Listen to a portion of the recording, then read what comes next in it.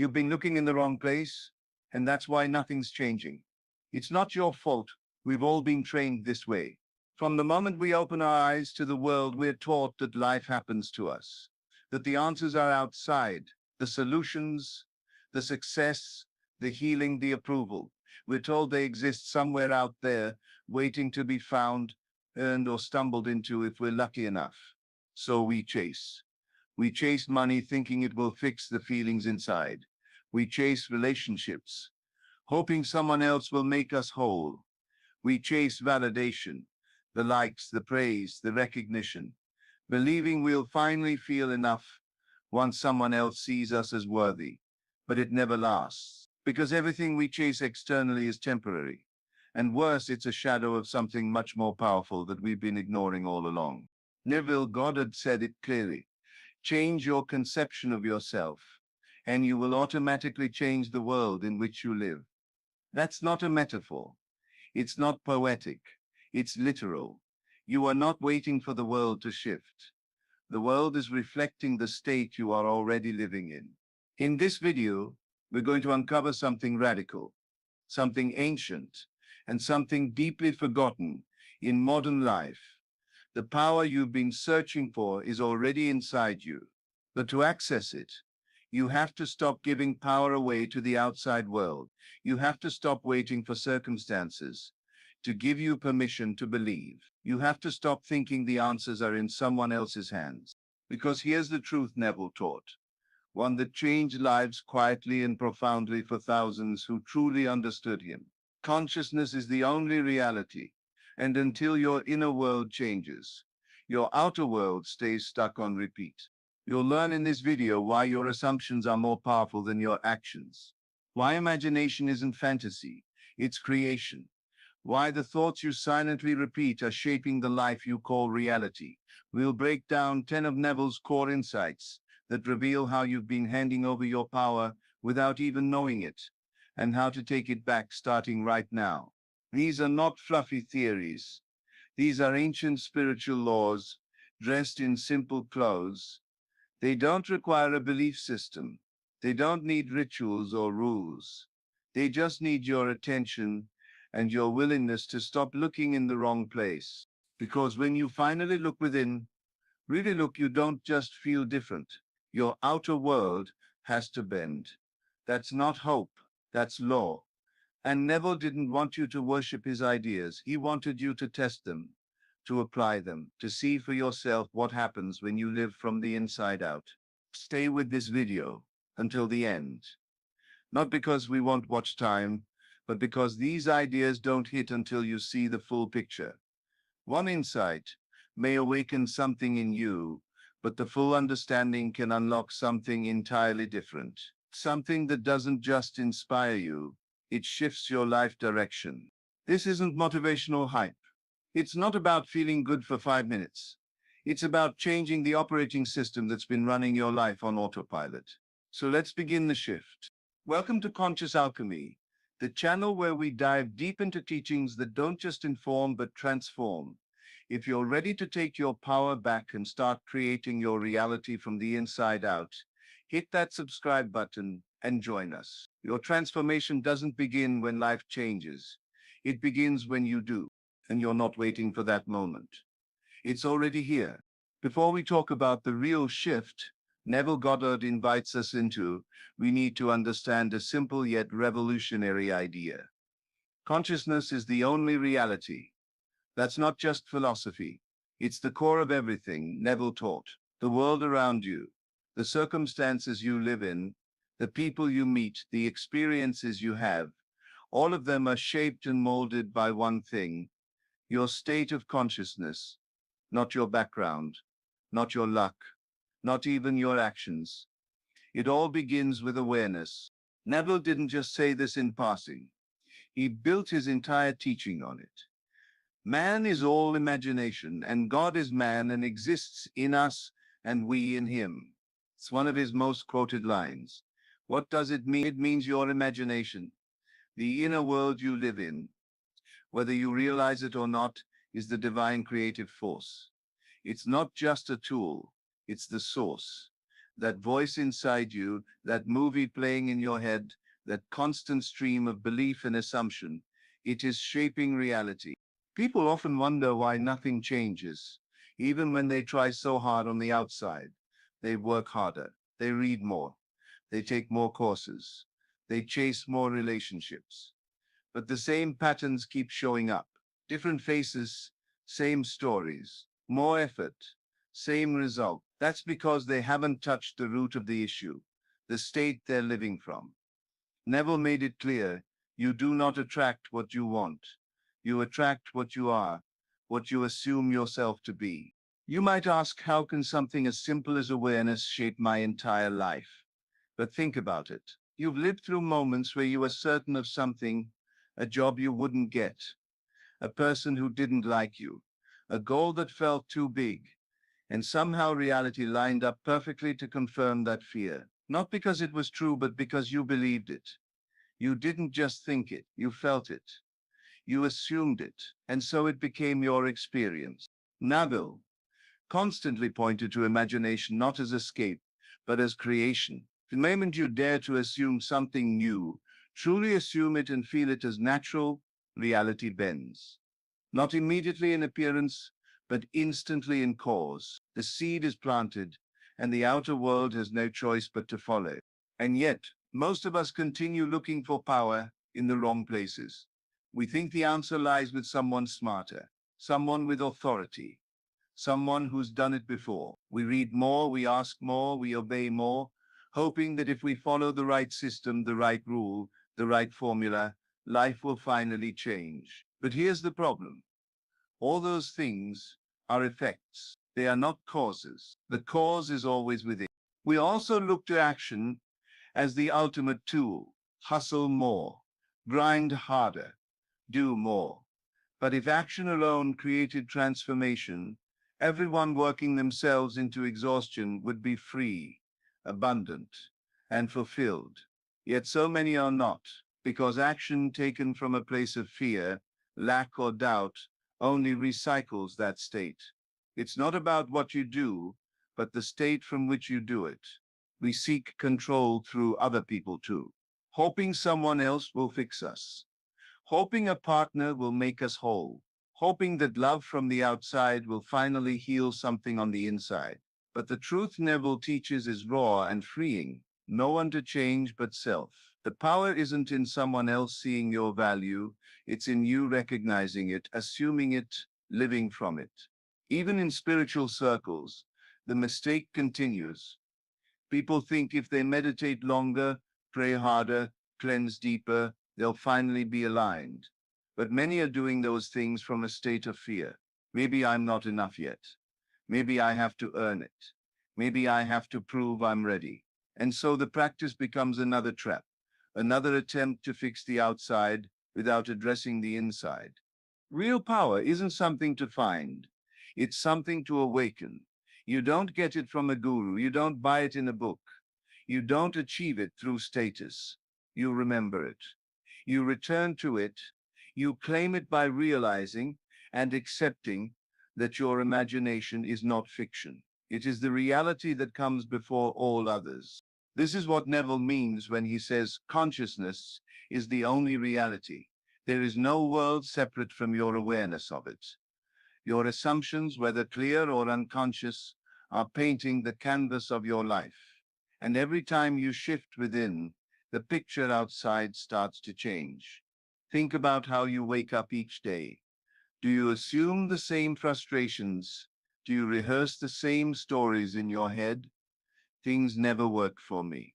I always get overlooked. I'm not good enough.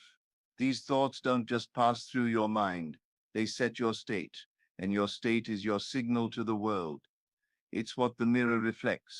That's why Neville's teachings are not about doing more. They're about being differently, shifting state, living from the end.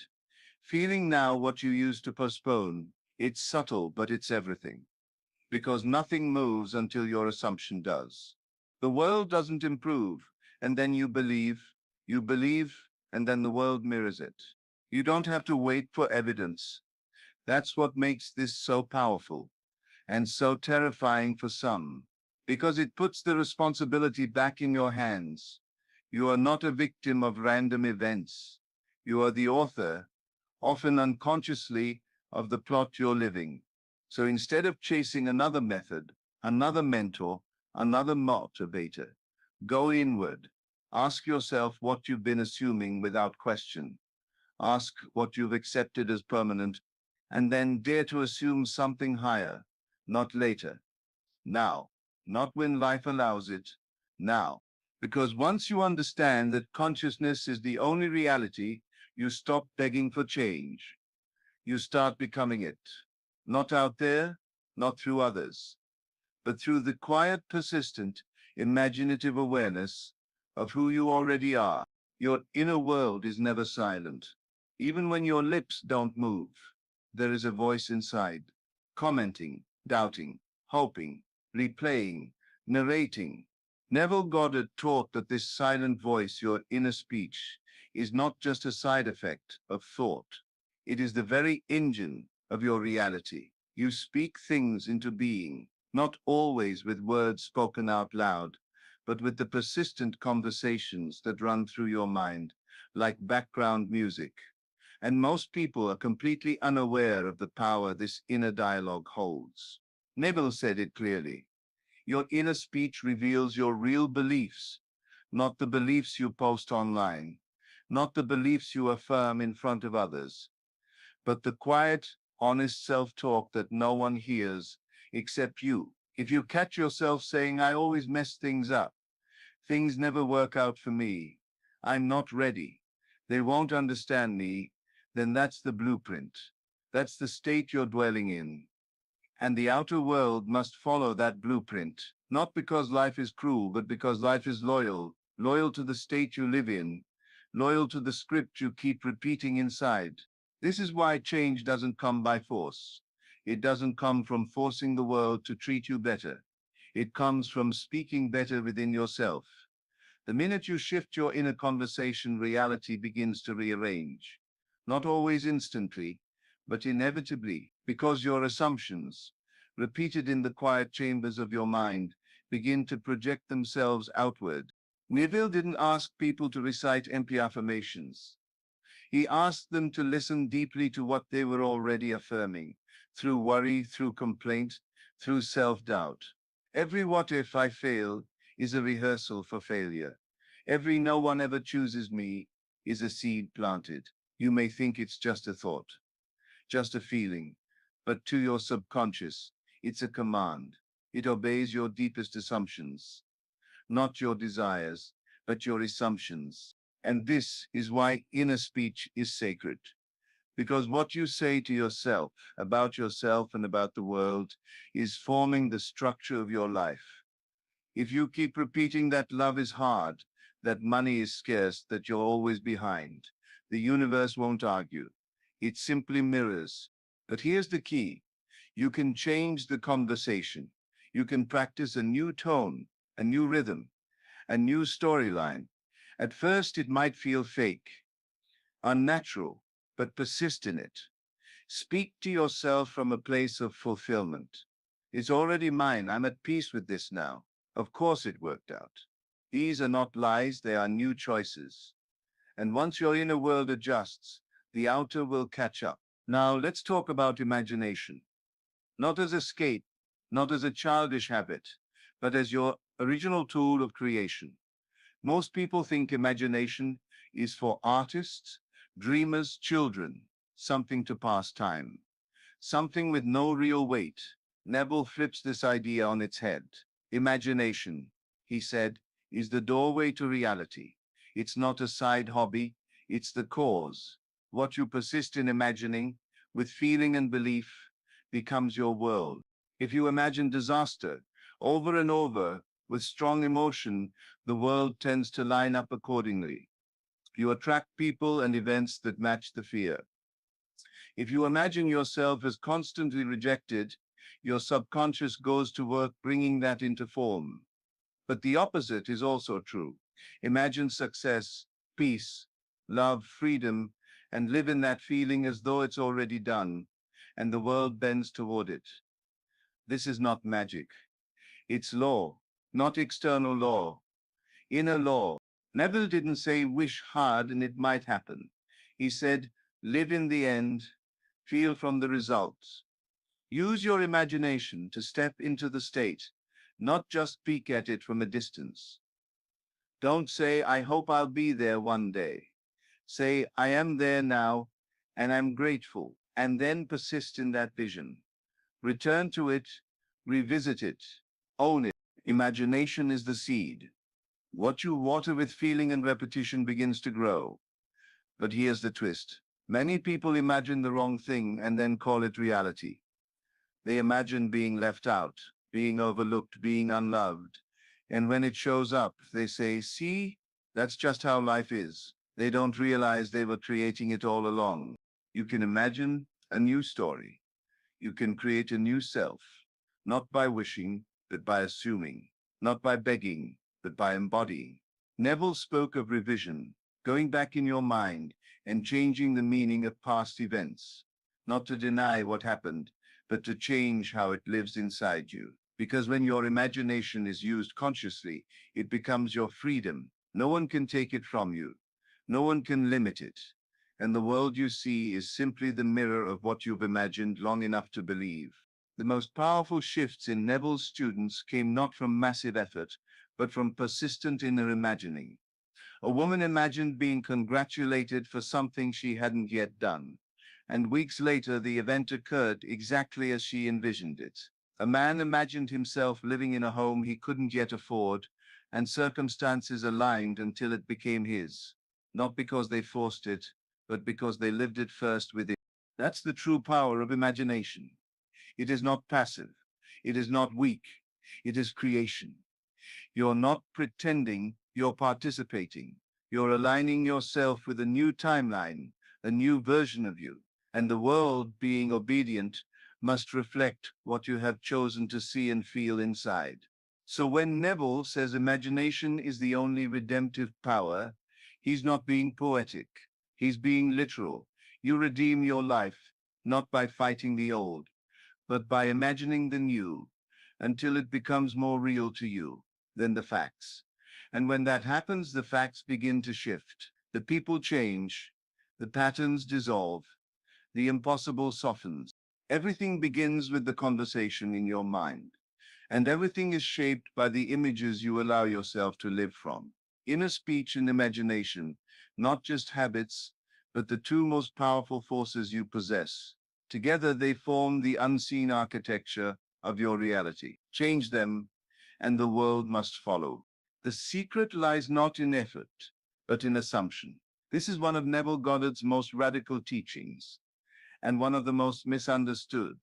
People believe they must work hard, wait long, or prove their worth before life gives them what they want. But Neville didn't teach people to earn their desires. He taught them to assume them, not someday, not after the conditions are right now, in this moment. To assume the feeling of the wish fulfilled is not about pretending. It is about claiming.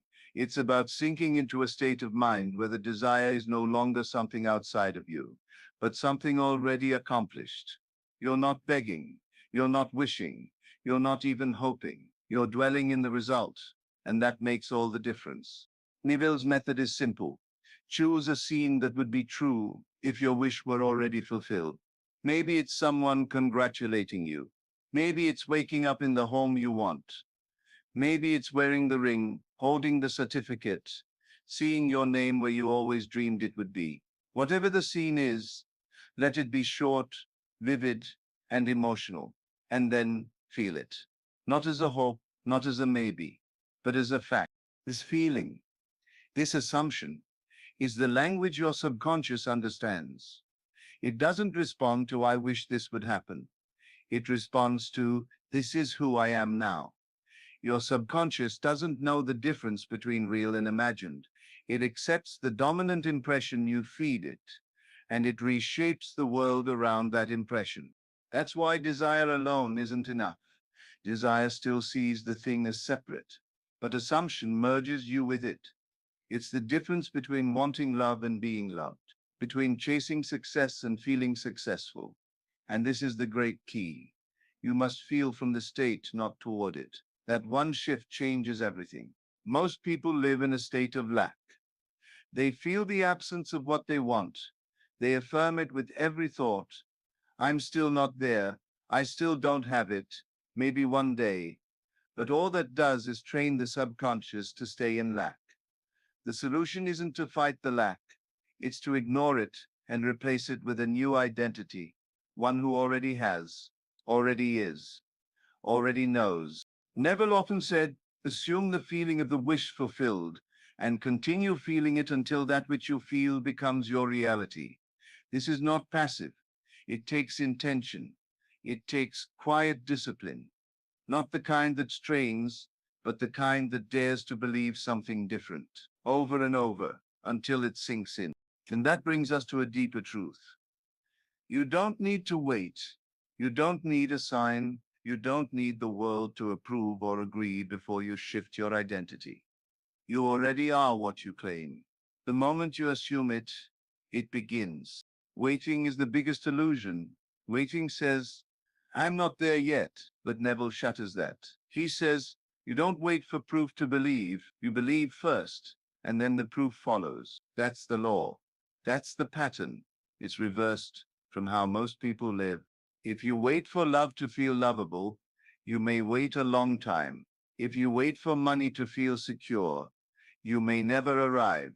If you wait for the world to change before you change, it might never happen. But if you decide right now to feel from the end, to walk in the assumption that it's already done, the world has no choice but to reflect that. Because the world is a mirror, and the mirror doesn't create, it reflects. Whatever image you place before it, that's what you see.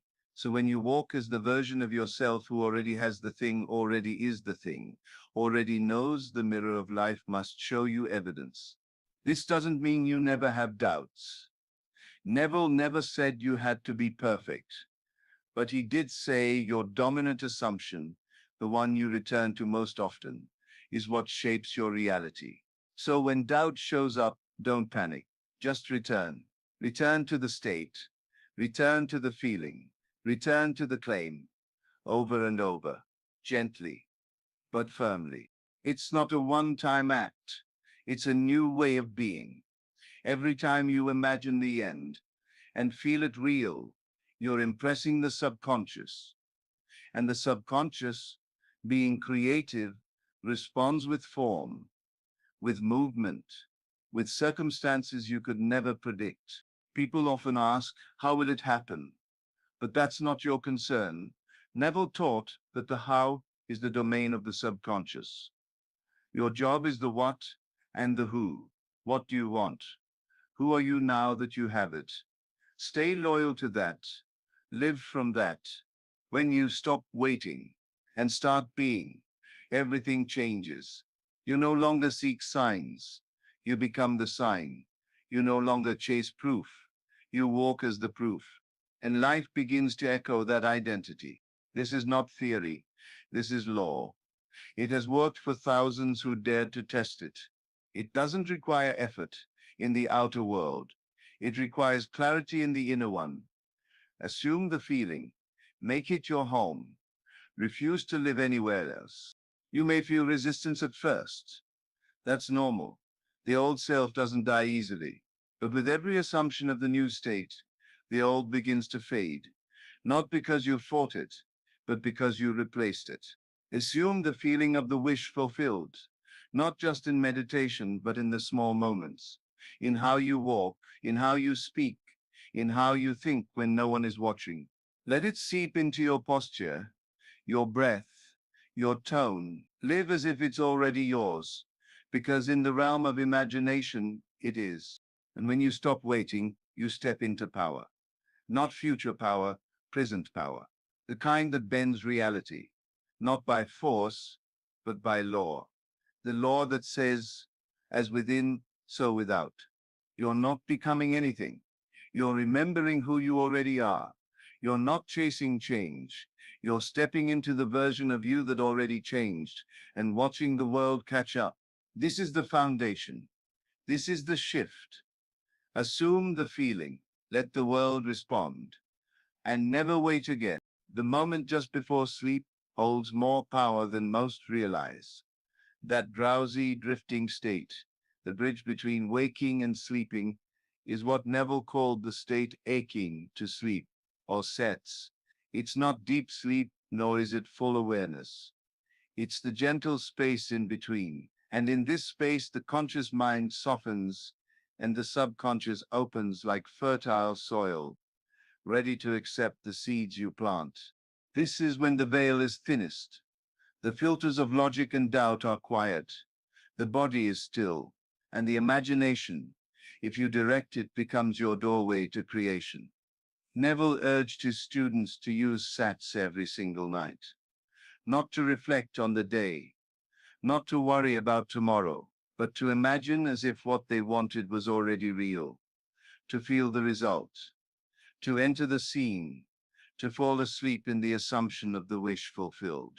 Because what you impress upon the subconscious in this state goes deeper than anything said in the middle of a busy day. Repetition helps, but relaxed imagination, this state of natural belief, reprograms identity at its core. You become the person who is not the one who waits. And when you wake, you carry that energy with you, even if you don't realize it. The world begins to bend. You find yourself behaving differently. You speak with more confidence.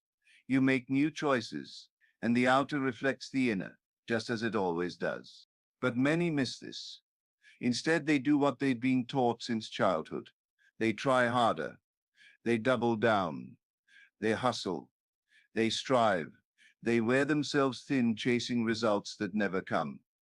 Not because they're unworthy, but because the effort is misdirected. Neville never told people to struggle. He told them to assume. He didn't say fight your way there. He said, enter the state.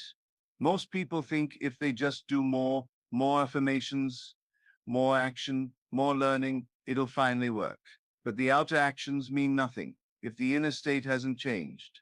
You can work all day and night, but if you're still identified with lack, fear, or waiting, you'll recreate that same reality.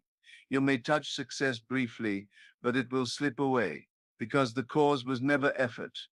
The cause was always belief. The subconscious doesn't speak the language of force. It responds to feeling, to conviction, to the tone beneath your thoughts. That's why it's not about trying harder, it's about assuming more clearly. Clarity creates, struggle delays.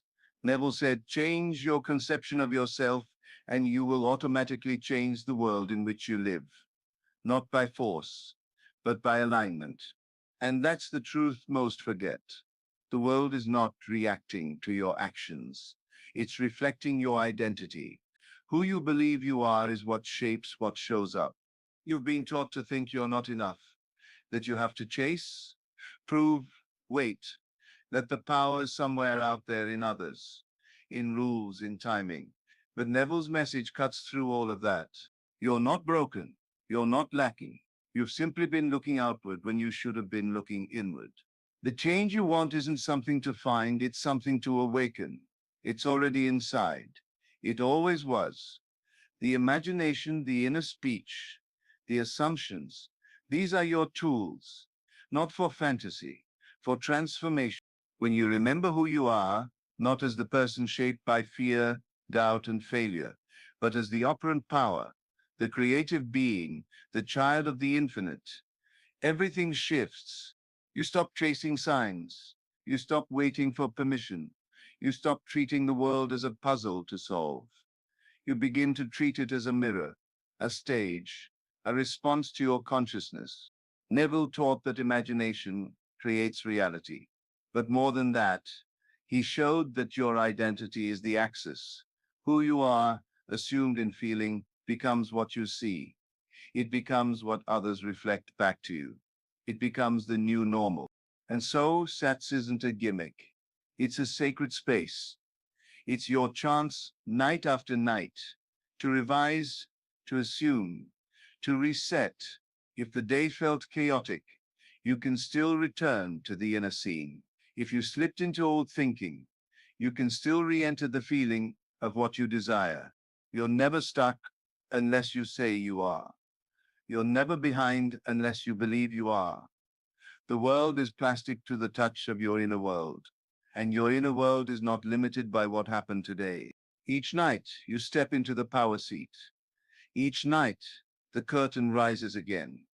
What scene will you rehearse? What mood will you wear to sleep? What version of yourself will you honor in those final quiet minutes? That choice, that simple inner act, is more powerful than 1,000 actions born from fear.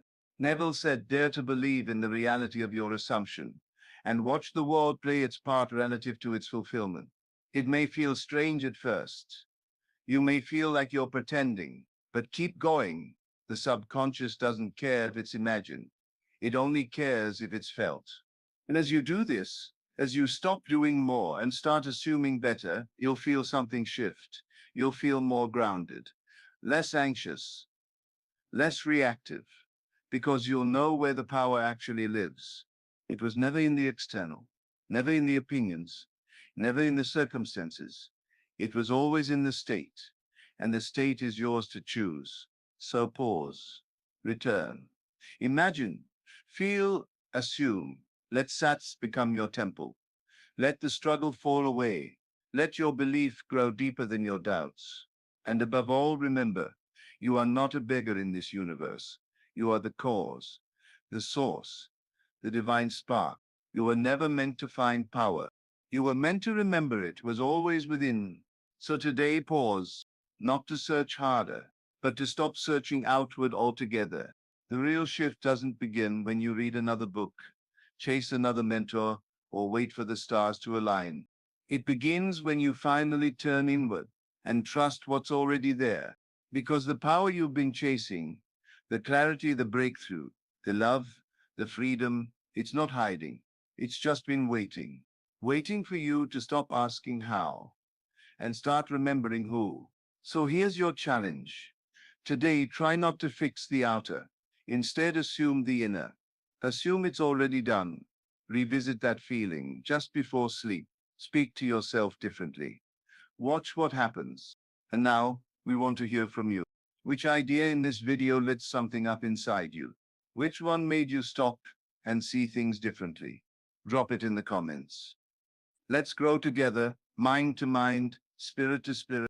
And if this message stirred something deeper, if it reminded you of your own power, give this video a like, share it with someone who's ready to wake up, and be sure to subscribe to Ignis Mindset for more teachings rooted in inner truth, timeless wisdom, and the radiant spark of Neville's legacy. Because in the end, you're not waiting for life to find you. Life is waiting for you to find yourself. We'll see you in the next one.